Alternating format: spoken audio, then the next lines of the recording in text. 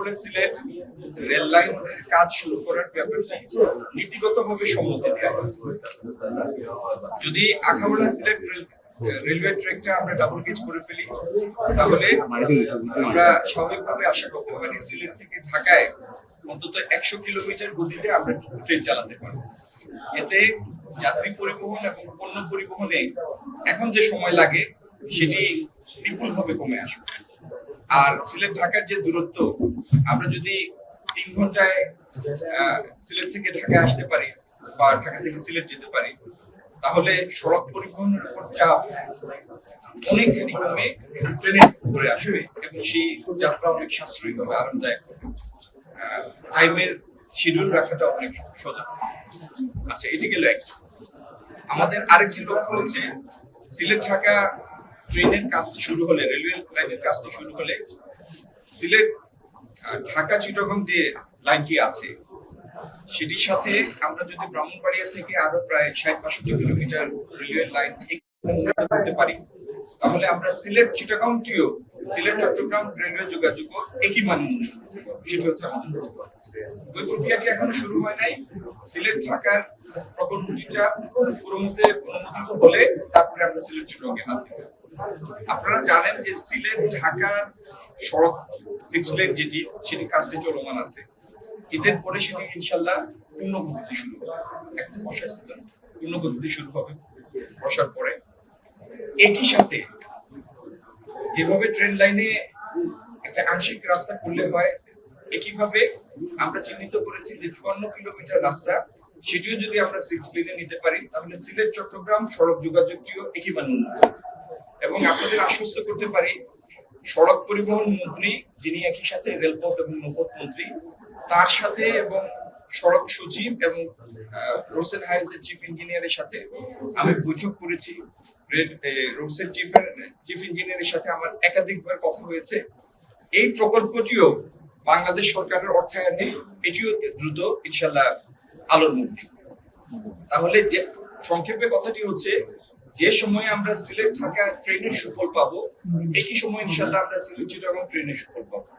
যে সময় আমরা সিলেট ঢাকা মহাসড়কের সুফল পাবো, একই সাথে সিলেট চট্টগ্রাম মহাসড়কের সুফল পাবো।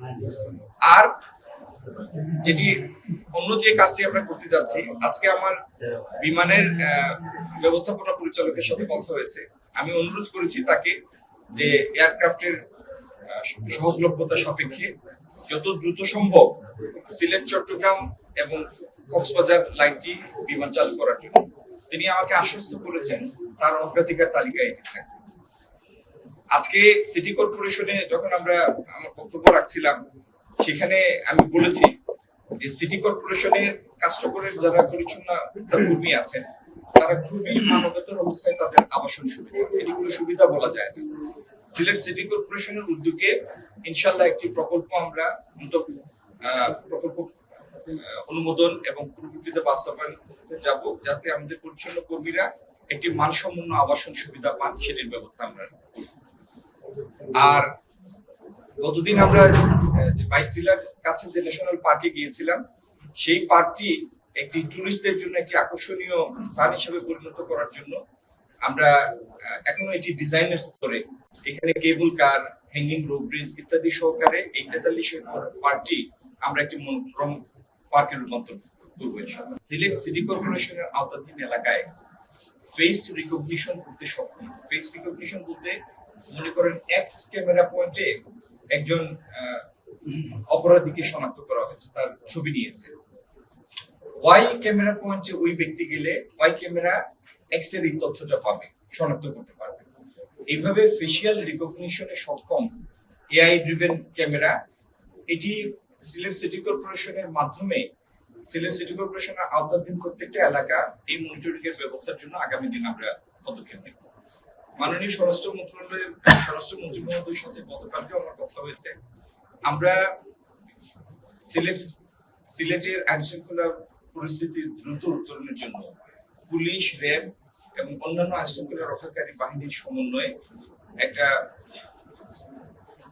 আমি স্বরাষ্ট্র মন্ত্রীর বক্তব্যটা আগাম আমার কলেজ ঠিক হয় নাই, কিন্তু যথাযথ পদক্ষেপ আমরা অচিরেই নিব। এটির সুফল মানে এটির প্রত্যক্ষ নিদর্শন ইনশাআল্লাহ আপনারা পাবেন। মাদ্রাসার শিক্ষার্থীদের ছুটি দিয়েছে, সেটা তো মাদ্রাসা ইনশাআল্লাহ মাদ্রাসার মুহতামিম শিক্ষকরা আমাদের সাথে পুরোপুরি একমত। এই জাতীয় সম্পদের যথাযথ সংরক্ষণ করা, জাতীয় সম্পদ এটা তো সবার সম্পদ, আপনারা আমার সবার সম্পদ, এবং চামড়া যাতে নষ্ট না হয় সেই জন্য মাদ্রাসা মুহতামিম শিক্ষক, মসজিদের ইমাম সাহেবরা, সিলেট সিটি কর্পোরেশন, জেলা প্রশাসন, মন্ত্রণালয়, সরকার সবাই আমরা তৎপর আছি। ইনশাআল্লাহ সবার সম্মিলিত সহযোগিতায় এই জাতীয় সম্পদের সংরক্ষণ। হাইটেক পার্কের অসুবিধাটা হচ্ছে এটি লোকালয় থেকে বেশি খানিকটা দূরে। আপনারা তো জানেন যারা ফ্রিল্যান্সিং করে বা সফটওয়্যার ডেভেলপমেন্ট করে অনেকেরই নাম আসছে না, বেস্ট ওয়ার্ল্ড নাকি মার্কেট, এটার উপরে অনেকগুলি সফটওয়্যার কোম্পানির আছে, অফিস আছে। তো এই হাইটেক সিটি নিয়ে তিনটা হাইটেক পার্ক, তিনটা হাইটেক পার্ক এরকম, তিনটা নিয়েই আমাদের সায়েন্স এবং টেকনোলজি মিনিস্ট্রি কাজ করছে। তো এটিকে আমরা কাজে লাগাবো। ঈদের পরে আমি আমাদের উপদেষ্টা মহোদয় জনাব রেহান আসাদ ওনাকে নিয়ে আসবো সিলেটে, এবং আপনাদের সামনে এনে হাজির করবো আমাদের পরিকল্পনা। প্রধানমন্ত্রীর অনুদানের কথাটি তো আপনারা জানেন যে ইনশূরেন্স কর্মীদের জন্য মাননীয় প্রধানমন্ত্রী রোজারিতে যে উপহার পাঠিয়েছিলেন, এইবারও 41,32,000 টাকা পাঠিয়েছেন। তার সাথে আরো 16,55,000 টাকা যোগ করে আমাদের সিটি কর্পোরেশনের প্রশাসক মহোদয় জনাব আব্দুল কাইম চৌধুরী প্রায় 1158 জন পরিচ্ছন্নতা কর্মী তাদের থেকে আইন শৃঙ্খলা একটা সেন্সিটিভ ইস্যু, কারণ জনগণের আস্থা যদি না থাকে তাহলে অনেক কিছু বেরোতে পারে। অপরাধীদের ধরার ব্যাপারে সরকারের বা আইন শৃঙ্খলা রক্ষাকারী বাহিনীর, স্বরাষ্ট্র মন্ত্রণালয়ের কমিটমেন্টের যে ন্যূনতম কোনো অভাব নাই, এটা তো সবাই স্বীকার করে। আর বিচারিক একটা প্রক্রিয়া আছে, আপনি ইচ্ছা করলেও পরের দিন কাউকে শাস্তি দিতে পারবেন। তো সেই বিচারিক প্রক্রিয়ার মধ্যে ডিএনএ রেজাল্ট, টেস্টের রেজাল্ট ইত্যাদি আছে। এই জাতীয় যতগুলি ঘটনা ঘটেছে প্রত্যেকটার সুষ্ঠু বিচার সাপেক্ষে দৃষ্টান্তমূলক শাস্তি। কৃষকের বাজার একটা পাইলট, যেগুলো পাইলট প্রকল্প হলো মূল প্রকল্প নেওয়ার আগে এটা একটা সম্ভাব্যতা পরীক্ষা। এখানে তো ট্রায়াল এন্ড এরর হবে। এখান থেকে যে সমস্ত বিচ্যুতি আছে, কি কারণে পর্যাপ্ত কৃষক আসে না বা আসবে না, তাদের কি লজিস্টিক অসুবিধা, এই জিনিসগুলি জানার জন্যই একটা পাইলট। এই পাইলট প্রকল্প থেকে সমস্ত বিচ্যুতি আমরা শিক্ষা নিব, তারপরে সেটা বড় আকারে আয়োজন।